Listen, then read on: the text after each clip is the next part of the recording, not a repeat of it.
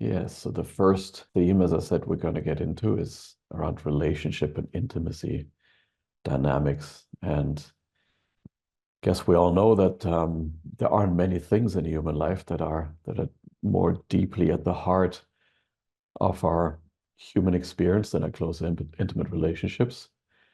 And that's both in terms of the joy and fulfillment they can bring, but also in terms of the potential that they have for bringing pain and challenge and difficulty into our lives.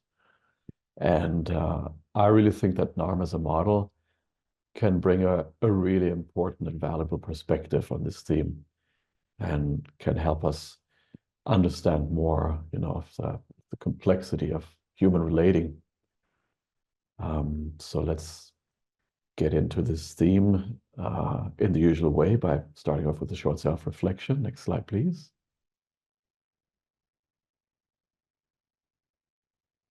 So this is more a general invitation, following on from the conversation about agency. I'm just going to invite you to just notice and bring curiosity to just how you find yourself relating and responding to this material that's coming up in this section. In other words, the invitation is to practice self-agency in terms of noticing any internal reactions you're going to be having to this very important human theme. So here's the more specific reflection in the moment now. It's going to invite you to take a moment or two to reflect on a time when you felt particularly close with your current or previous partner or another close person in your life. It doesn't have to be a partner. Just if you want, bring up a time when you felt really close with another person and take a moment to track your internal experience as you do so. As usual, you can notice what happens for you emotionally, somatically, cognitively as you reflect.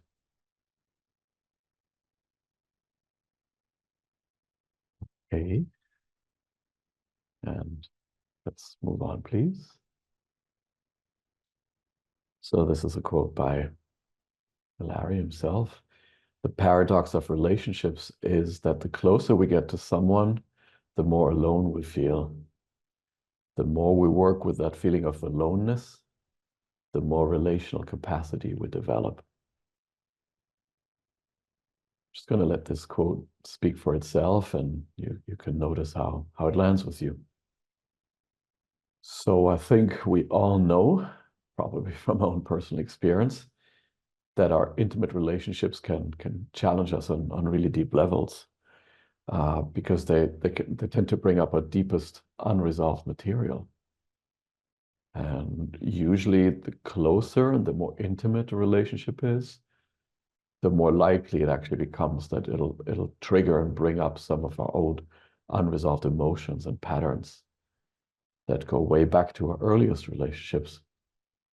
And if we take an honest look at ourselves and our adult intimate relationships, we can probably see some familiar patterns there that we can trace all the way back to our earliest relationships and to the very specific ways how we learned about relationships when we were young. And the other side to this, of course, is that intimate relationships are, probably the most potent container that we have for deep healing and transformation. And that's precisely because so much of our deepest material, unresolved material, tends to come up in them. So Freud used to talk about 6 people in the marriage bed. So this kind of slightly old-fashioned kind of perspective on things, but still. And that, with that statement, he was highlighting just the layers of unresolved material we all bring to intimate relationships. In this case, a married couple in the marriage bed. And so there's the couple, and then of course the parents on both sides. But of course it doesn't stop there, because if you think about it intergenerationally, there are also the grandparents and the great-grandparents, and basically like a whole ancestral line on both sides of the marriage bed. So it gets kind of crowded. Because all of us, we carry like a very complex relational template with us that we inherited.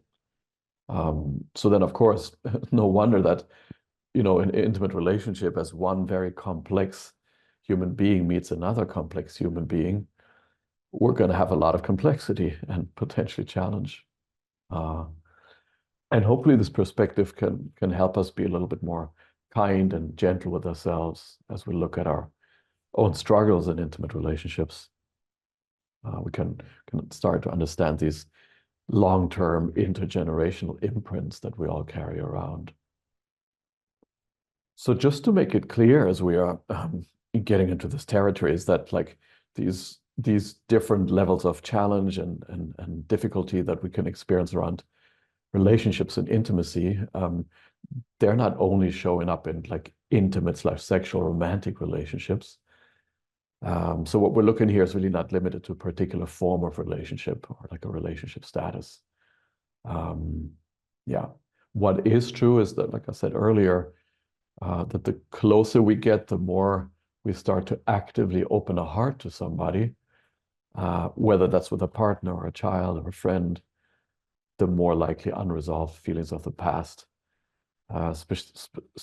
specifically past rejection, betrayal, any kind of relational distress will come to the surface. Of course, this goes right back to the heartbreak of childhood trauma and the ways we had to shut down our hearts in response to that relational heartbreak. And then when we open up to somebody in our adult life and we usually begin to experience the vulnerability that comes with opening a heart in that way. So then, of course, it's not surprising that we end up using some of these old protective strategies that we learned back then. So we didn't have to ever experience that heartbreak again. So right here is where we see the core dilemma again.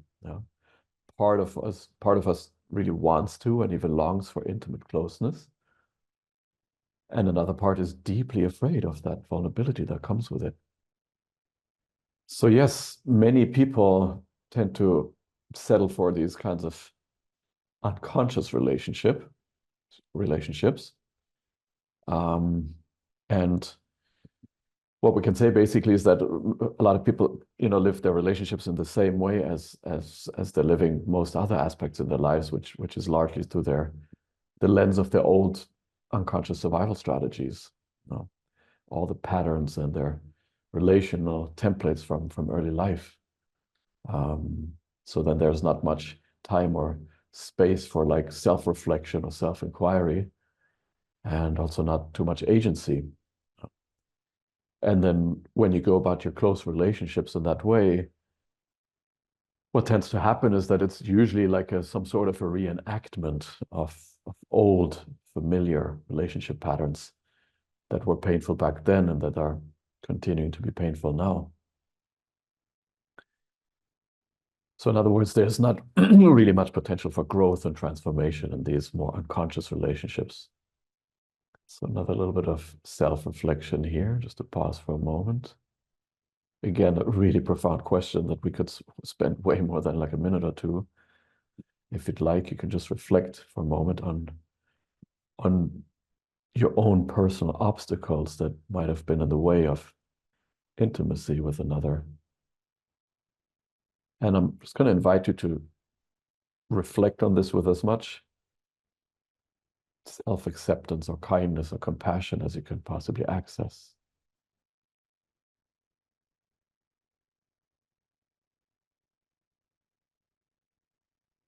Cool.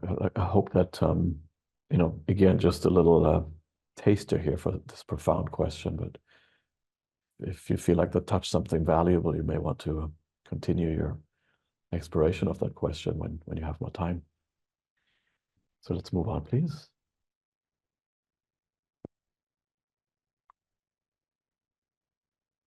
Now let's take a look at two areas that tend to evoke our unresolved dynamics most strongly: intimate, romantic, sexual relationships and parenting.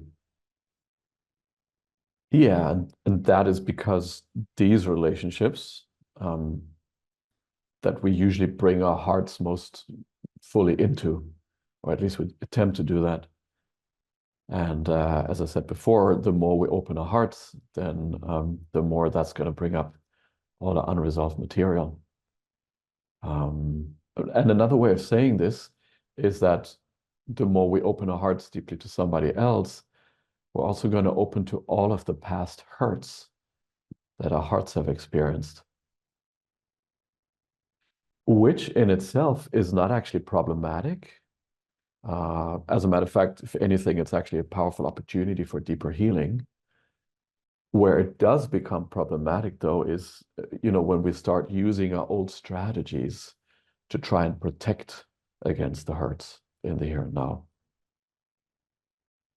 Because hurts are a natural part of any close, especially long-term relationship. That's just part of the territory. They're going to be like distance and sickness and betrayals and ruptures, misunderstandings, disappointments, the whole spectrum. That's just part of the territory in any kind of intimate relationship. And and if we don't have the capacity to manage these kinds of experiences, this challenging experience in the present moment, then of course it's going to become quite difficult. Because then we're going to start relying on our old, largely unconscious adaptive survival strategies and the old trauma-based patterns that developed out of heartbreak. So of course, like we could make a 5-day seminar out of just that slide.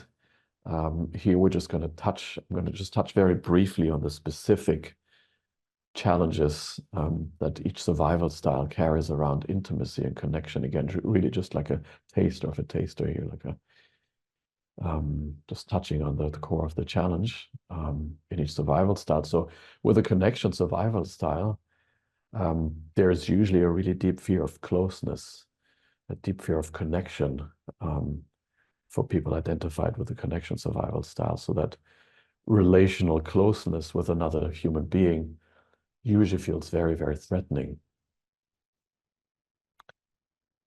And then for people in the attunement survival style, they usually have a pretty hard time staying connected to their own needs and also to communicate about them because their attention, the energy actually tends to go to the other person in this, merging kind of way. So, and we can just imagine how that doesn't make intimate relating easier, that pattern. With the trust survival style and intimacy, what we tend to see is like power dynamics, power struggles, because of the tendency to control, to be in charge, and even to dominate in the trust survival style. And those are the protective strategies to avoid any feelings of vulnerability or dependency on another person.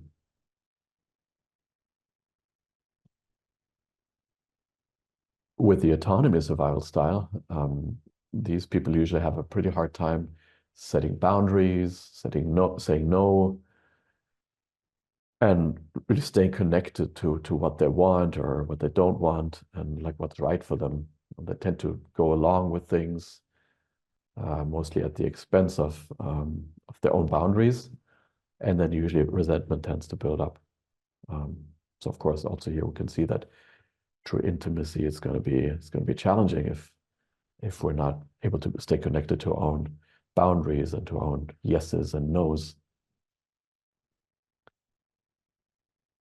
And then the main challenge for the love sexuality survival style is to stay connected to the heart and the sex at the same time. Especially in long-term relationships, people in the trust and the love sexuality survival style have a hard time staying connected with both. The tendency is to either stay connected to the sex at the expense of the heart, or to the heart at the expense of the sex. So specific challenges based on, what survival style or styles may be dominant. So that's interesting to see that, that core conflict that we experience as children between authenticity and belonging, that often gets externalized also in relationships, and it tends to play out between the two partners. And a lot of times one person like holds more the impulse toward closeness, and the other person holds more the impulse toward kind of separation and distancing. Somebody called this like one is the runner and one is the chaser in a relationship. That's a very common pattern. In fact, it's almost normal. It's pretty much every relationship has some of that kind of dynamic. Um, because as human beings, we carry both these drives, the drives for autonomy and individuation, as well as the drive for connection and belonging. So the key part in a relationship, of course, is to be able to observe these dynamics, hopefully with compassion, to be able to communicate about them if and when necessary, and also to not get too stuck in these like dynamics as fixed roles. So obviously one area that's often disrupted by unresolved emotional issues is sexual intimacy. Usually the more emotional baggage a couple has, the more like unresolved, unexplored material that's there in a couple, the harder it's going to be to have a healthy, intimate sexual connection. So there are very strong connections between emotional dynamics and sexuality. So yeah, at the bottom of that slide, you can see like one of the dynamics, it's difficult to have intimacy when there's a lot of unresolved anger, distrust, power struggle, disconnection with the partner. And people can use sex in all kinds of ways in a relationship. That's more based on their patterns. For example, like a sexual withholding can be something that's like part of a power struggle. Sex can also be used as a way of bypassing deeper unresolved issues, kind of like a band-aid on top of deeper emotional issues. Or really using sex as a way of avoiding deeper connection with self, maybe even in addictive kinds of ways. Because remember in NARM, the perspective that we have is that everything can be used as a vehicle for connection or disconnection, even including sex.